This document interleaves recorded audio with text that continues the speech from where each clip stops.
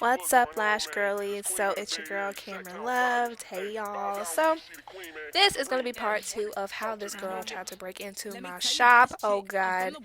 I can't believe I'm still talking about this, but honestly I've healed from this situation. It was just crazy because you just never know people. Like you think you know them. So basically her and her boyfriend show up to the shop and they're dressed like they're ready to fuck something up. And I'm just like lost because I thought she was really, really sweet. Her boyfriend seemed pretty cool, so I had no clue she had all this energy for me. I'm just like so lost, especially since it's only because you're not paying your rent on time. Like it's nothing else besides that. But one thing about me, I'm not gonna have hostility in my workspace, so that's a definite no. So it was obvious that it was super awkward between us. It just seemed like there was just this awkward hostility between us, and it wasn't coming from my end because y'all, honestly, I don't care. Like, I'm about my money, and as long as you're paying your rent on time, I really don't care. Like, and you're not bringing any mess into the shop, I really, really don't care. Side note, this brightening toner is everything. Okay, back to the story. So basically, her and her boyfriend, they pull up with all this energy for me. Basically, it seemed like they were coming to do me harm, if I'm being honest, because she was just like she was wanting to fight. Mind y'all, this girl is pregnant, by the way. So she's dressed in Jordans like she wants to come fight. Her boyfriend is dressed in all black. I obviously pull up to my shop because they're literally trying to break in. I have them on camera trying to break into the shop. But the silly thing is they thought I was coming by myself. So of course I pull up, but they don't know that my father is also pulling up with me and my boyfriend. Oh my god, look at my lashes, y'all. God, please don't judge me. So anyway, they don't know that my dad and my boyfriend's about to pull up too. So anyway, my dad pulls up and he's talking to the boyfriend and he's like, why are you getting involved in female problems? Obviously this has nothing to do with us as men, but the fact that you have all this energy for my daughter is just absolutely ridiculous. Because y'all, he was up there calling me names, telling me I was ugly, I was dark skinned, and that I just wasn't pretty. And his girlfriend, the girl who's renting from me, is telling me I'm jealous because I'm not light skinned and I'm jealous of her. And y'all, I'm kind of confused at this point because I'm like, how the hell am I jealous of you and you working in my shop? That's a question for another day. Okay, so at this point, the girl's boyfriend and my dad are arguing. My boyfriend hasn't pulled up yet, so it's just my dad and her boyfriend are arguing. And my boyfriend actually had some cousins that lived around the corner from my shop at the time, so he sends his cousins up there to the shop until he can get there. So he sends his cousin up there, and once his cousin shows up, the boyfriend has a completely different energy, y'all. He's like, yo, bro, my bad, I don't have no problem with her. And the cousin's like, no, that's my sis, so if you have a problem with her, you have a problem with me. Basically, the little cousin has energy. He has all types of energy for this young man, and I'm just here for it because I'm like, yo, he was really up here trying to cause me harm. So we called the police because it's become a huge hoopla. Well, actually, we didn't call the police, they called the police. Mind y'all, they the ones that's trying to break in the shop and they called the police. Anyway, so the police shows up and they're like, so what's going on? I'm like, y'all honestly have better things to do with your time. I just want this girl out of my shop. Can you just facilitate her packing her things and getting out of my shop, please and thank you. That's all I care about. The rest of that is, beneath the table. I don't care about the money that she owes me. Just get her things and get her out of my shop.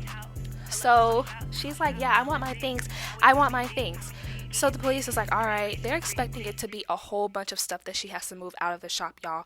So the police is like, so do you need help moving the bed? I'm like, the bed isn't hers. Nothing in the shop belongs to her except for this tray of lash supplies right here on this, whatever, this cart right here full of Amazon stuff.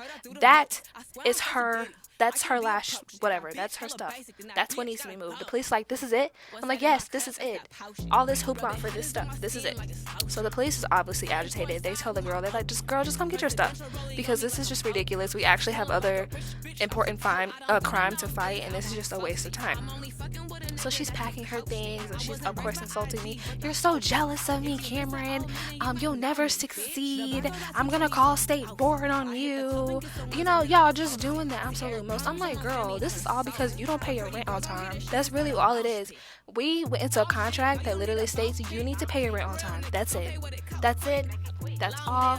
No ifs, ands, buts, or about it. It started to get weird because you started acting funky about a client that you should have been on time for. Why were you 30 minutes late for a client anyway? And the fact that you still are like acting like I did something wrong to you, when in reality, you should have been on time for your client. That's that. You should have just been on time for your client. And she should never feel comfortable enough to come bust into a closed esthetician suite to ask questions while someone else is getting a service. Like, that's just not fair to my client and my business. So no, while you're upset about something, I'm also upset about something. So this just isn't a good fit for us. And I think it's just best if you leave. Like, you know, it's obviously no hard feelings. I mean, well, at this point, I'm pissed, y'all. At this point, I'm very upset because this girl has made a complete scene in front of my business. People are driving by looking like, what in the world is going on? At this time, I had just started getting my lash supplies off the ground, so this just wasn't a good look for me. So I was just so done. I'm like, I've had to change appointments around today. I had clients that I was going to do today, but I can't do them now because I'm so upset. I'm so flustered. And when I'm doing lashes, I like to be 100% comfortable. Like, I like to be in the zone when I'm doing lashes. I take my time. I'm really focused. And that just completely ruined my day. That whole situation was just so uncalled for. And I felt like she was just so unfair because why are you taking it out on me that you don't pay your rent on time?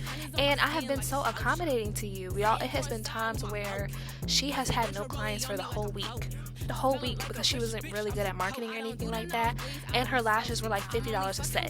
So anytime she did have a client, most of the time that money was going straight to me for her booth rent. So I was clearly seeing the struggle here. So there would be times I would give her some of my clients that I'm just like, I'm so beat tired, you know what, you can take them if you want because I'm just so beat tired and my books are already full. I would give her some of my clients just for her to turn around and snake me like that. Y'all don't even understand like the pain. Like, I was so upset because I felt like in the beginning when I was growing my business, the studio was meant for all lash artists to come, connect, grow with one another. It wasn't going to be competition within my shop. I was really big on everybody eating and everybody doing their own thing. I really wasn't trying to compete with anyone, and I wanted to see everybody in the shop grow. So it just really, really hurt me that she felt like it was okay to treat me like that, to treat my business like that, and to say some really colorist, hurtful things like that. Like, granted, you might be light-skinned, but I mean, my God, we're both black women, so why would you try to make me feel like I'm less than just because I'm not of a lighter skin complexion? Girl, this is business. This has nothing to do with who's prettier than who. I'm about my money, and the point of the matter is you're not paying your rent on time, so you have to leave. That's just that. So, guys, by this time, I was breaking away from the story. I got so passionate about what I was saying. So, by this time, my boyfriend finally shows up. But by this time, literally everybody has left. Like, the girlfriend and the boyfriend have already left. The police have left. Like, everybody has already left. And he's my ex now. But he pulls up like, yo, what's up? Like, I'm like, what's up? Where's old dude at? Where's her boyfriend? Like, he just has smoke for you. I'm like, babe, you're like 20 minutes late. Like, he has already came and went. The police have already came and went. Like, relax. It's over. It's fine. You know, she got her things. I don't have to see her anymore. It is what it is. And just when I thought it was over, I get a text message from her like, girl, you're never safe in my city. When I see you, it's smoke. I swear to God, when I see you, it's up. Trust me, you'll never walk this city safe. So yeah, y'all, she's texting my phone like, yeah, you'll never walk this city safe, and trust and believe me when I say when I see you, it's on site. So I don't even text back. So I'm like, girl, bye. Like, you are literally a waste of my time. Like, we both know you're not built like that, and if I see you in the city, you're not gonna make no action. So I left it alone. Like, she was just blowing my phone up, talking to herself, and that was just that. So obviously I had to see her again though, because the city is just too small. So I obviously had to see her again, y'all. And when I saw her again with her man, they did absolutely nothing. And mind you, I was with my boyfriend and nothing went down. So yeah, that's the story of the girl who tried and failed to break into my shop. Thank you guys so much for watching. Be sure to like, comment, and subscribe. I'll see you in the next one. Bye.